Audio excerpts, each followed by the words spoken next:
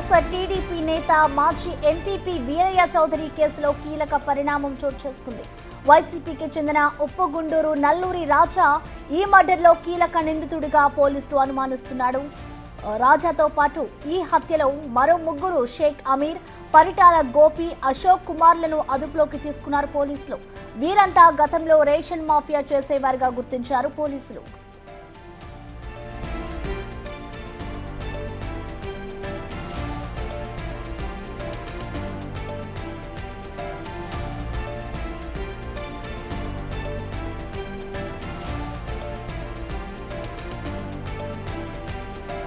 TDP నేత మాజీ MPP Veeraiah Chowdary కేసులో కీలక పరిణామం చోటు చేసుకుంది.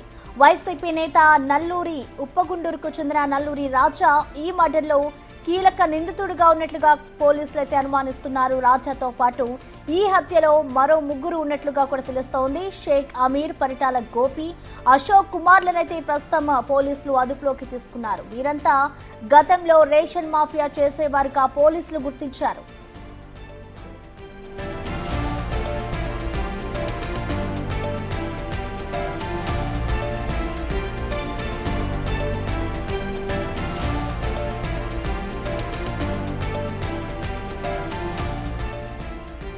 ఘటనపై పూర్తి సమాచారాన్ని మా ప్రతినిధి సాయి శంకర్ అందిస్తారు. సాయి శంకర్,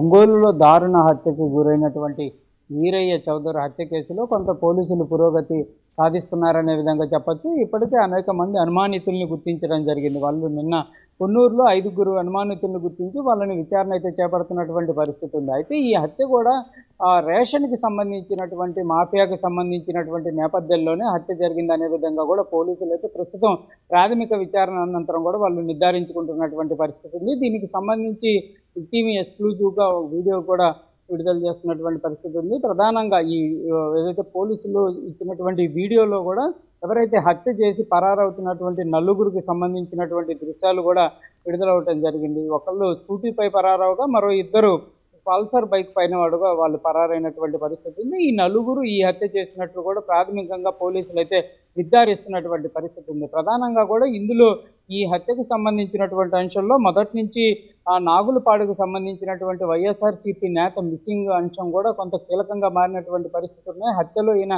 ప్రధానంగా ఉన్నారనే విధంగా కూడా కొంత ఆరోపణలు వినిపించినప్పటికీ అతను ఒక పోలీస్ స్టేషన్కి వెళ్ళి లొంగిపోయారనే విధంగా కూడా పోలీసులు చెప్పారు. అతన్ని ఇచ్చినటువంటి సమాచారం ఆధారంగానే ప్రస్తుతం అయితే విచారణ కొనసాగుతున్నట్టు తెలుస్తుంది.